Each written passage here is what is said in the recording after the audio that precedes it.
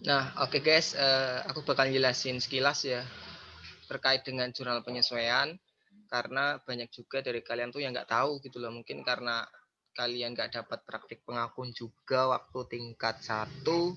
Jadi wajar juga sih kalau kalian masih bingung di jurnal penyesuaian gitu ya. Mungkin antara deferral dan accrual. Nanti nyambung juga ke jurnal pembalik dan lain sebagainya. Oke, langsung aja. Nah, jadi yang namanya jurnal penyesuaian itu ada dua. Yang pertama itu deferral, yang kedua itu accrual. Nah, kalau deferral, contohnya itu apa aja? Contohnya itu ada prepaid.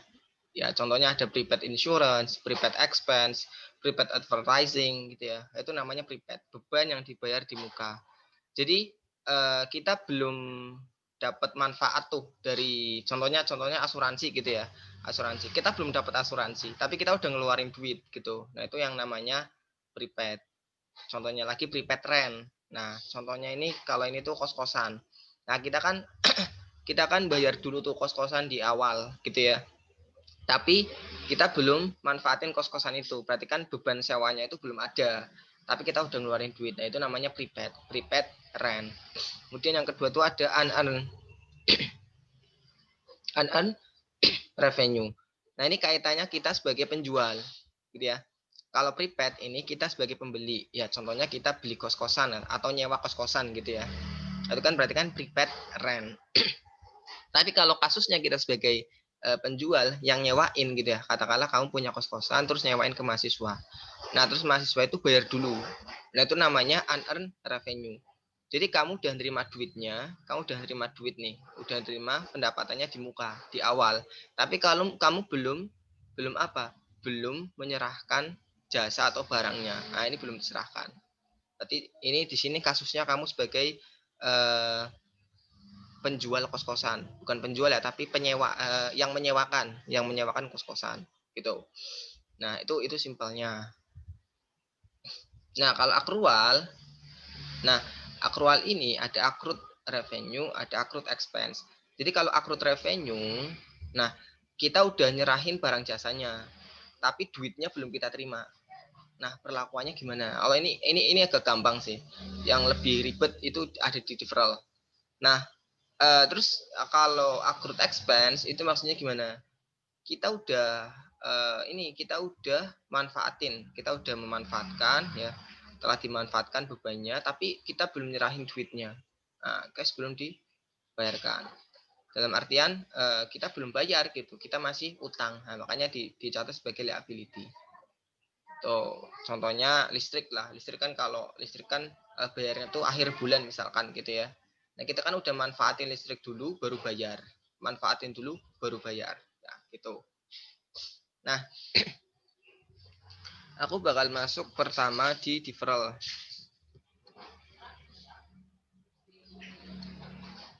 Nah, deferral tadi ya. Deferral yang pertama, nah kita bakal bahas dulu yang prepaid. Nah, aku ambil contoh itu rent atau sewa kos-kosan gitu ya. Nah, misalkan ini ada mahasiswa stan itu nyewa kos-kosan selama 2 tahun.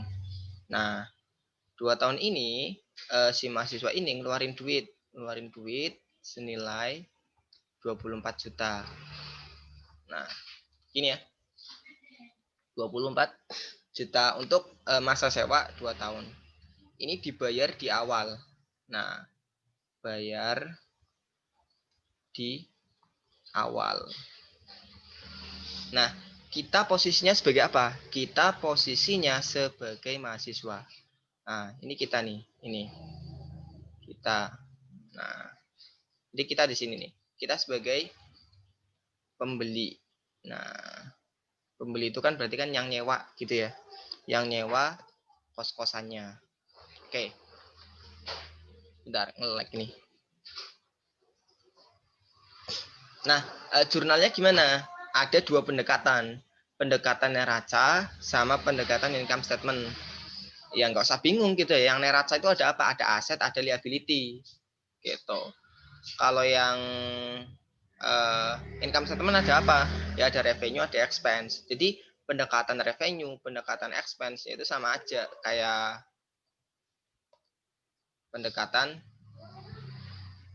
income statement, itu sama aja. Pendekatan expense, pendekatan revenue ya itu namanya pendekatan income statement. Kalau pendekatan aset, pendekatan liability itu namanya pendekatan neraca. Nah, gitu aja sebenarnya. Nah, ini kita posisinya sebagai pembeli.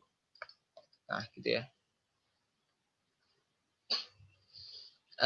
Terus ada dua cara pencatatan tadi ya.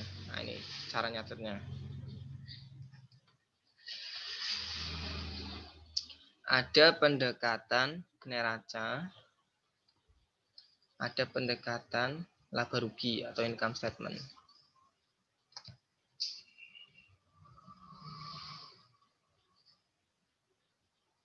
Nah, ini agak nge-lag ya. Oke.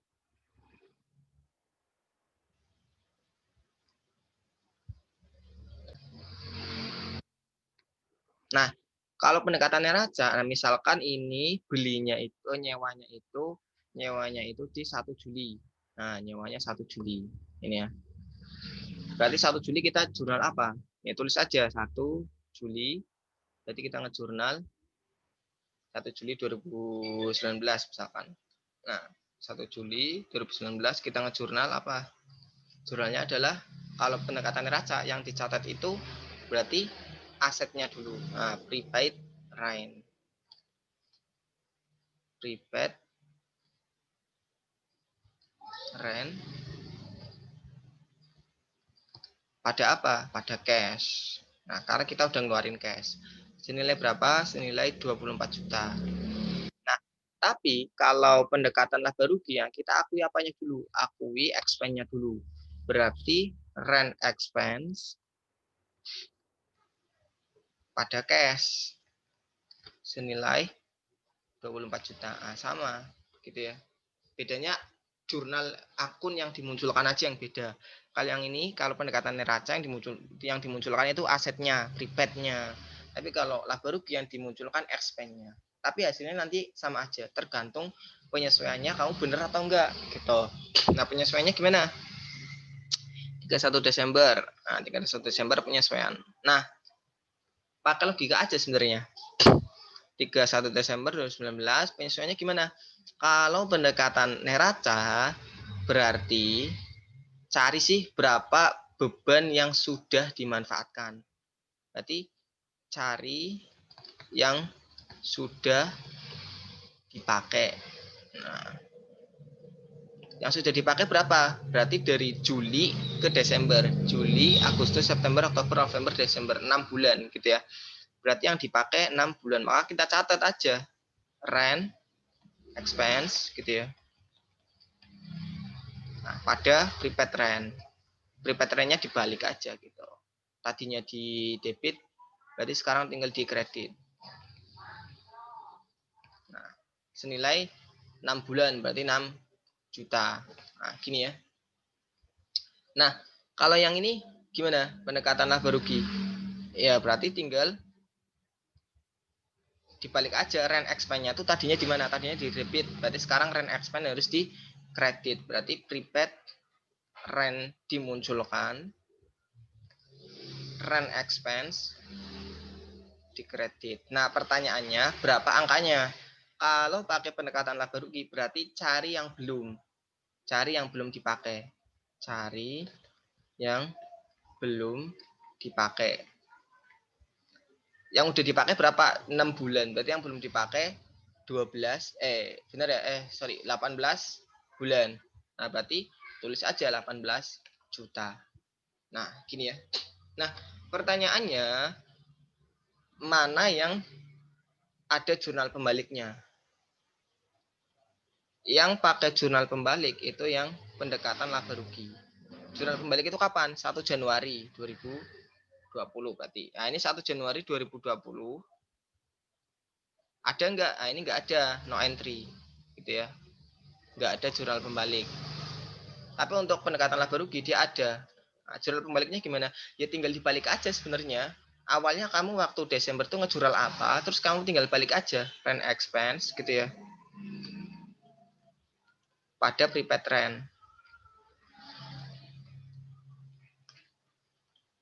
Senilai ya sama 18 juta gitu ya. Sebenarnya ada filosofinya, tapi kalau tak jelasin di sini tuh bakalan panjang banget gitu ya. Mungkin bisa sampai 1 jam gitu. Tapi ya intinya kalian terima mentah aja lah gitu.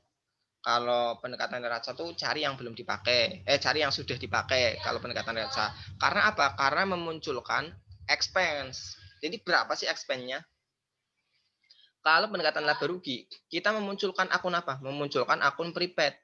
Maka yang kita tanyakan adalah berapa yang belum dipakai gitu. Nah, kalau kita bikin di akunnya itu sama nanti. Di akun pas 31 Desember ya. Nah, berarti prepaid rent-nya 24 dikurangi 6. Berarti prepaid rent-nya berapa? Prepaid rent-nya 24 kurangi 6, 18. Lah rent expense-nya berapa? Rent expense-nya tadinya 0. Ini kan nggak ada nih. Di sini nggak ada rent expense. Terus di sini muncul. Nah, berarti rent expense 6. Nah, di sini juga sama. Kalau ini berarti sebelum jurnal pembalik ya, pas akhir tahun ini. Prepaid rent-nya berapa? Prepaid rent-nya baru dimunculin di sini 18 juta. Nah, sama kan? Kemudian rent expense-nya tadinya 24, terus dikredit 18. Berarti rent expense-nya 6 juta. Nah, itu sama aja sebenarnya posisinya. Gitu ya.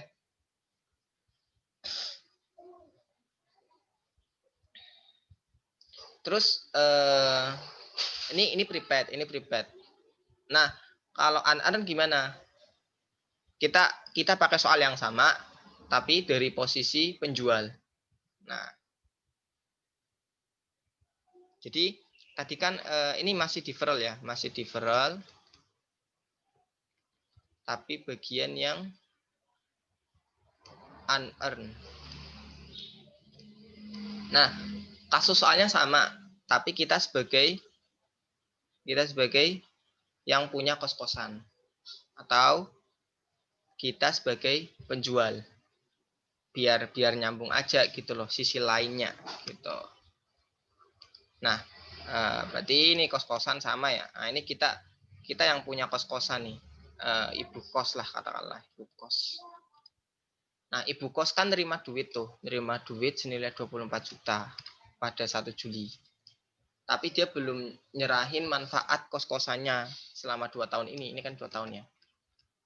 Nah, terus gimana? Ya udah, berarti kita catat ada 2 pendekatan. Ada pendekatan neraca, ada pendekatan laba rugi atau income statement. Kalau pendekatan neraca jurnalnya gimana? 1 Juli 2019.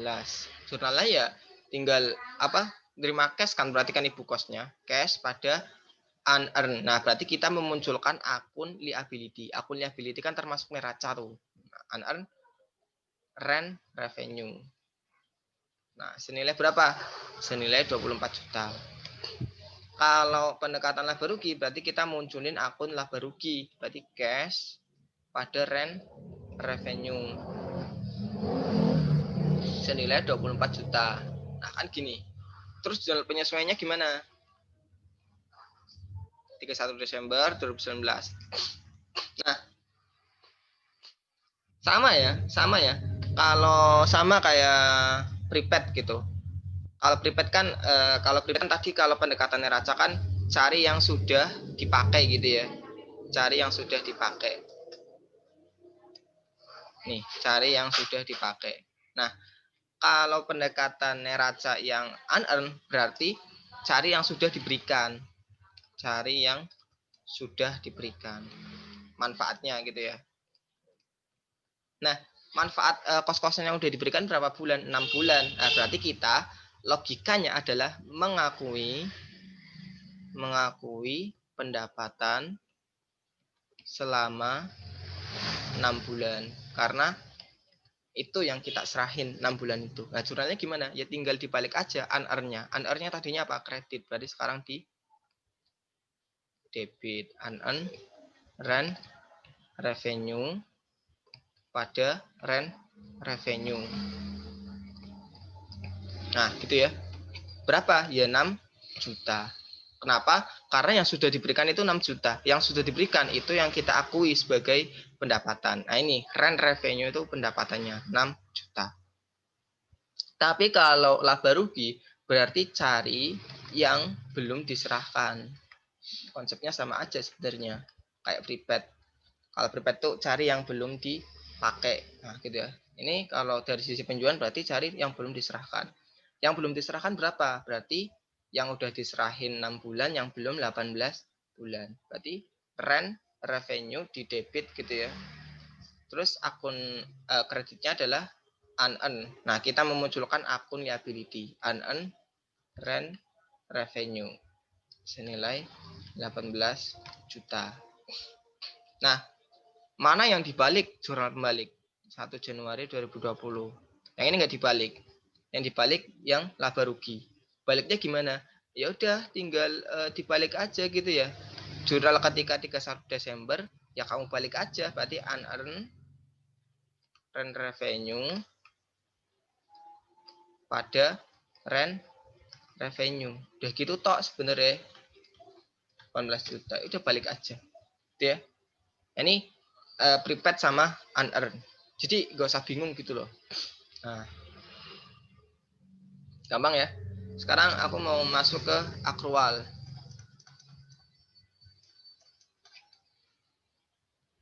Nah, akrual ini ada dua tadi ya.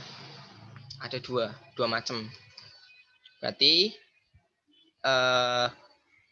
barang sudah kita barang atau jasa sudah diserahkan,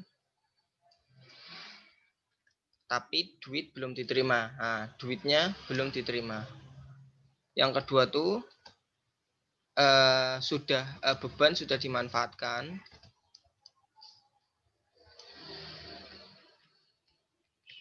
tapi cashnya belum kita berikan. Nah, yang nomor pertama berarti apa? Ya udah, berarti barang atau jasa sudah diserahkan. Oh, berarti kita harus mengakui revenue kan? Kita harus mengakui revenue. Nah, tapi belum ada cashnya. Ya udah, berarti kita pakai AR gitu aja sebenarnya. Akun receivable pada sales revenue. Intinya adalah kita harus mengakui sales revenue. Tapi karena cashnya belum kita terima, maka dimunculkanlah akun receivable. Gitu. Nah, kalau beban sudah dimanfaatkan, tapi cashnya belum keluar nih. Nah, ini contohnya ya kita udah memanfaatin listrik gitu ya. Berarti kita ada utilities expense. Nah, tapi kita belum ngeluarin duit. Harusnya kan kalau kita bayar listrik kan utilities expense pada cash. Tapi kan kita belum bayar duit. Berarti sebenarnya gimana? Utilities payable. Nah, terus ada apa lagi ya? Contohnya bunga. Nah, berarti interest expense. Harusnya kan interest expense pada cash, tapi di sini interest expense pada interest payable. Itu aja sebenarnya. Nah, gampang ya. Nah, sebenarnya normalnya itu nggak perlu jurnal pembalik nggak apa-apa, tapi kadang ada yang pakai jurnal pembalik di sini nih. Di bagian expense terutama. Kalau di revenue sih jarang banget aku lihat gitu ya. Kecuali mungkin ada interest receivable sama interest revenue. Ini bisa jadi dibalik. Nah, baliknya gimana? Nah, nanti ya. Nanti kamu bingung. Aku mau masuk ke expense dulu aja.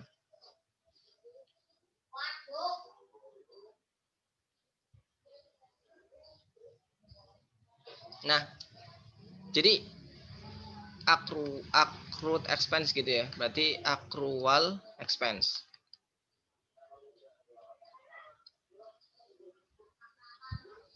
Nah, misal gitu ya. Misal bunga 1 tahun itu 12 juta gitu ya. Ini untuk 1 tahun, perhitungan 1 tahun gitu ya. Perhitungan selama 1 tahun. Nah, cuma 1 tahunnya ini terhitung dari 1 November ke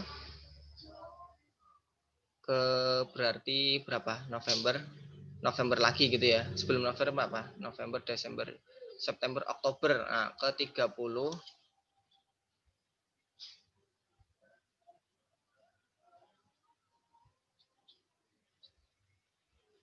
Oktober 31 ya, 31 Oktober. Nah, ini 1 tahun. Nah, berarti kan di sini kan memotong tahun gitu ya, 31 Desember. 31 Desember itu diapain? Ya, berarti misalkan, berarti kan 31 Desember ini ada penyesuaian. Nah, misalnya bunga 1 tahun itu 12 juta. Berarti kita harus mengakui bunga berapa bulan? Ya, dari November ke Desember. Berapa bulan? November, Desember. Berarti 2 bulan. Nah, 2 bulan. Berarti kita harus akui 31 Desember. 31 Desember senilai berapa? Ya, interest expense pada interest payable. Senilai berapa? Senilai 2/12. Berarti 2 juta. Gitu ya. Nah, ini ku bagi dua deh. Ini ku bagi dua. Yang ini yang pakai jurnal pembalik, di sini pakai pembalik, di sini nggak pakai. Ini ya, nggak pakai pembalik. Jurnalnya sama ya, interest expense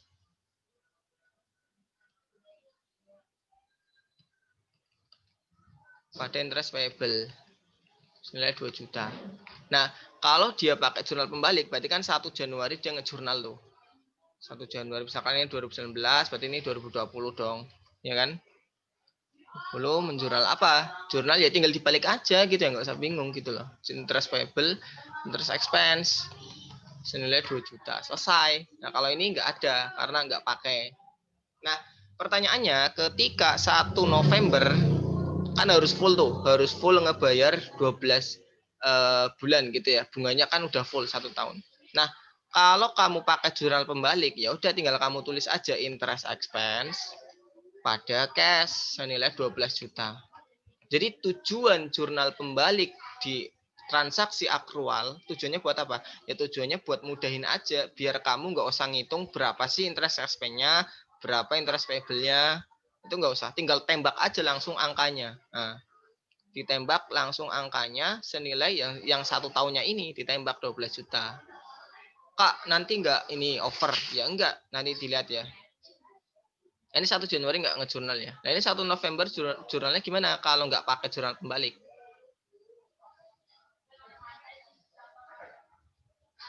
Ya kalau nggak pakai jurnal pembalik berarti kita harus ngitung berapa sih interest expense-nya, berapa interest payable-nya. Nah, ini kan ada nih, ini kan pasti ke 1 Desember kan. Ini kan ada interest payable 2 juta. Ya kan? Kalau ini kan udah nol nih, interest payable-nya tadinya dikredit terus dibalik lagi. Ya kan sama aja nol kan. Nah, kalau interest expense di sini enggak, kalau interest expense di sini Desember nggak ada kaitannya sama 1 Januari. Kenapa? Karena interest expense ini bakalan ditutup gitu loh. Jadi nantinya akan nol di jurnal penutup. Tapi akan dimunculkan kembali ketika 1 Januari. Nanti bikin di account aja kalian biar gampang. Interest expense pada interest payable ini ya. Pada cash. Nah, cashnya 12 juta yang kita bayar. Nah, yang diaku sebagai interest expense berapa tahun ini? Ya berarti 10 juta. Karena 10 bulan, Januari ke Oktober. Januari, Februari, Maret, April, Mei, Juni, Juli, Agustus, September, Oktober. 10 bulan ya, 10 bulan. Interest payable-nya 2 juta. Nah, sama. Nanti dibikin di account gitu ya. Di account. Di account-nya berapa? Misalnya di account interest expense. Awalnya 31 Desember kan di account kan pasti nol ya. 1 Januari itu pasti nol kalau aku nomina. Nah, ini kalian harus tahu konsepnya juga. Makanya tuh sayang banget gitu loh kalau kalian nggak tahu konsep dasar basicnya banget aja nggak tahu. Ya susah bakal kesananya gitu. Jadi interest expense-nya berapa? Interest expense-nya ya 31 Desember kan 0. Nah, 1 Januari dimunculin lagi 2 juta. Nah, berarti di sini dimunculin di kredit 2 juta gitu ya. Kemudian kita ngejurnal November 12 juta, 12 juta. Ending balance-nya berapa? Ya 10 juta. Nah, 10 juta ini yang kita akui di tahun 2020. Sama aja kayak ini gitu loh. Sama aja kayak di sini interest expense. Interest expense-nya berapa? Ya, ini yang kita akui 10 juta. Langsung aja 10 juta. Gitu ya. Kalau interest payable-nya kan ini udah 0 nih, udah 0. Kalau di sini kan nolnya karena apa? Dinolkan karena ketika 1 November ini. Awalnya masih ada 2 juta, kemudian kita nolkan di sini. Gitu. Gitu sih. Mungkin cukup ya buat sekilas aja gitu. Harapannya sih kalian jadi ingat lagi gitu. Jadi ingat, ini sebenarnya konsep basic banget gitu loh, konsep basic banget. Dan kalau kalian nggak tahu, pasti kalian bakalan kesusahan deh, serius. Karena banyak juga anak yang nanya ke aku ya tentang ini, dan aduh, aku kayak gemes sendiri gitu loh, gemes sama kalian. Nggak cuma dari kelasku gitu ya, tapi dari bimbel lain gitu ada yang kayak gitu juga, dan gemes juga kok belum tahu dasarnya, konsep dasarnya itu sayang banget. Jadi dibuka lagi lah buku pengakunnya, dipahami lagi. Mungkin cukup ya. Sekian, terima kasih.